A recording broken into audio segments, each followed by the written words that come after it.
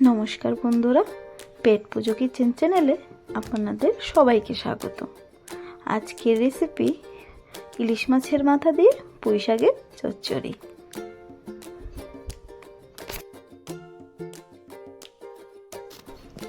আমি এখানে নিয়ে নিলাম পুঁই শাক, বেগুন, কারকল, পটল আর কুমড়ো। এগুলোকে কেটে জল দিয়ে ভালোভাবে ধুয়ে নেব। মশলার জন্য নিয়ে নেব জিরের গুঁড়ো, ধনের গুঁড়ো, আদা আর কাঁচা লঙ্কা।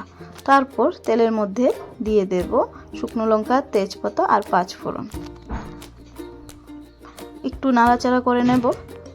তারপর ঢেলে দেব মিক্স করে রাখা মশলাগুলো।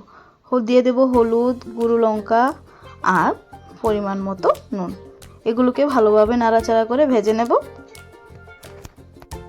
মশলাগুলো ভাজা হয়ে গেলে তাতে দিয়ে দেব ধুয়ে রাখা সবজিগুলো। সবগুলো সবজি কড়াইতে দিয়ে নাড়াচাড়া করে মশলার সাথে মিশিয়ে নেব। তারপর কিছুক্ষণের জন্য ঢেকে রেখে দেব। আমি এখানে চুলার আঁচটা রেখেছি মিডিয়াম টু হাই, কারণ সবজিগুলো ভালোভাবে সিদ্ধ হওয়ার জন্য। তারপর ঢেলে দেব আগে থেকে ভেজে রাখা মাছের টুকরোগুলো। তারপর একটু মিশিয়ে নেব। মিশিয়ে আবার একটু ঢেকে ছেড়ে দেব।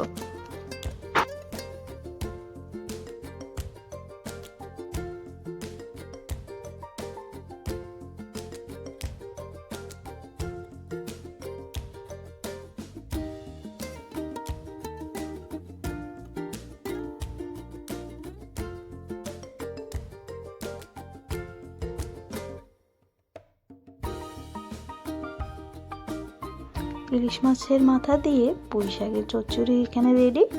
আপনি এটা গরম ভাতের সাথে দুপুরবেলা খেতে পারেন। খেতে খুবই সুস্বাদু এবং পুষ্টিকর। ভালো লাগলে লাইক, শেয়ার এন্ড সাবস্ক্রাইব করবেন আমার চ্যানেলকে। দেখার জন্য অসংখ্য ধন্যবাদ।